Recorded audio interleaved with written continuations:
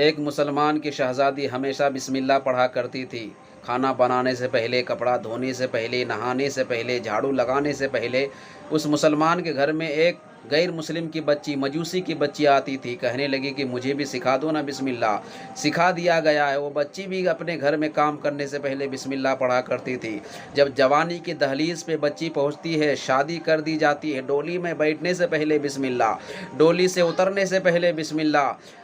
अब वहाँ पे कोहराम बर्पा हो गया कि फलाना कौन सी बहू लेकर आए, तो मुस्लिमों का तरीका है, तो इस्लाम का तरीका है। कहने लगा अभी 8 दिन गुजरने दो, इसका बिस्मिल्लाह कहाँ चला जाएगा। 8 दिन गुजरा, कहने लगे कि बहू रानी ये बिस्मिल्लाह छोड़ दो ना। कहने लगी हम सब कुछ छोड़ सकते हैं, बिस्मिल्लाह नहीं छोड़ सकते।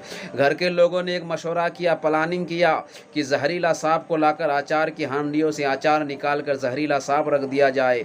जैसे ही बहू रानी अचार लेने जाएगी, सांप डसेगा, बिस्मिल्लाह इसका भी चला जाएगा, ये भी दुनिया से चली जाएगी।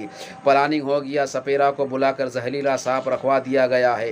दस्तरखान जब लगा, बहू रानी ने खाना लगाया। ससुर ने एक रोटी का लुकमा उठाकर अपने मुंह में डाला और कहने लगा झूठ मूठ का, बहू रानी कोई जायका नहीं है, जाओ अचार लेकर आओ। अब बहू रानी अचार लेने के लिए गई है। हांडी उठाने से, ढक्कन उठाने से पहले बिस्मिल्लाह पढ़ती है। हाथ डालकर आम का अचार, आम की फाली लेकर आती है। ससुर ने कहा कहाँ से लाई। कहने लगे कि वहाँ से लाई। तो ससुर ने कहा कि नहीं नहीं, वहाँ तो जहरीला सांप था। दूसरा ढक्कन हटाया तो देखा कि जहरीला सांप दुबक गया, किसी कोने में छुप गया। सारे लोग कहने लगे तुम्हारा बिस्मिल्लाह छुड़वाने की वजह से हम लोगों ने जहरीला सांप रखा था। तो कहने लगी कि बिस्मिल्लाह की बरकत से जब दुनिया की आज़ाब से बचा जा सकता है, तो कलमा की बरकत से जहन्नम की आग से भी बचा जा सकता है।